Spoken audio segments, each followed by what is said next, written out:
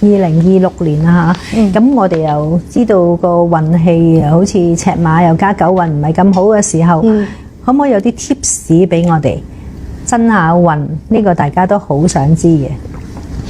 我諗咧，成個咧踏入赤馬年咧，其實好似頭先咁，即係幾條問題裏邊問做嘢都佔咗差唔多100%咁滯噶啦。其實大家最擔心首先就係即係我哋嗰個工作咧，即係可唔可以保得到嘛？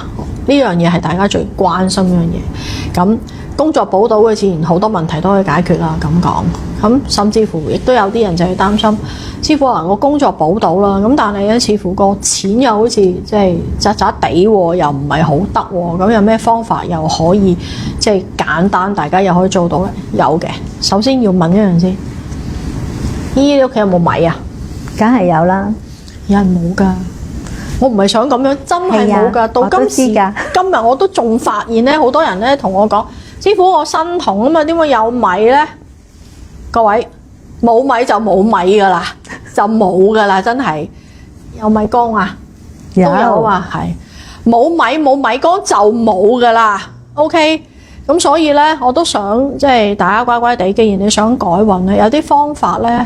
我真係需要翻去比較你哋講即係原始少少啦，你唔好即係一定話老土啦。其實有好多嘢咧都係古人累積咁多年嘅一啲智慧嘅一啲嘢，係點解可以以前冇咁差？點解去到而家即係當然經濟環境啊，或者係科學啲講啦，經濟環境啦，好多嘢轉型啦，俾 AI 替代咗好多嘢啦，咁自然即係真正嘅人手係會減少啊好多嘢，呢個係嘅，但係始終。我哋都有啲古人嘅智慧流傳落嚟嘅時候，係真係需要好好地去做噶嘛。就算西方國家鬼佬，佢一樣有種米噶，不過佢變咗咩？麵粉變咗咩？意粉嗰類嘢，都係佢哋嘅日常嘅糧食嚟噶嘛，都係同等嘅，所以冇得抽我後腳啦。OK， 好啦，有米呢，嗱，有個方法呢，其實個個都可以做嘅。OK， 麻煩你哋呢。攞張紙，攞支筆寫啦，但係唔複雜嘅，只要你係有屋企有米缸有米咧就可以做到。冇米缸點啊？買個米缸。我再提一次，你唔好買個米缸似垃圾桶啊！我真係見咗好多啊，幫忙。OK， 你就算唔係好大個，你買一個好細嘅一個密實盒都可以當米缸。即係如果你真係冇呢個習慣嘅 ，OK。仲有我呢個方法咧。你唔係今日買呢包新嘅米翻嚟即刻可以用嘅，唔該，你點都煮少少，你煮粥又好，即係煲飯又好，要令到呢一個米真係成為你嘅米，因為就咁買翻嚟打開用係唔得嘅。OK， 好啦，咁用幾多呢？唔係好多嘅啫，我需要你7粒啫，7粒米，7粒米，7粒米係冇錯，你冇聽錯，7粒 ，OK， 7粒 ，OK， 好啦，成包米咁多粒。係嘛？7粒唔係多嘅，好少。有要求啊！首先呢7粒米咧就係要原粒嘅，你真係要揀啦。呢度係麻煩少少嘅原粒。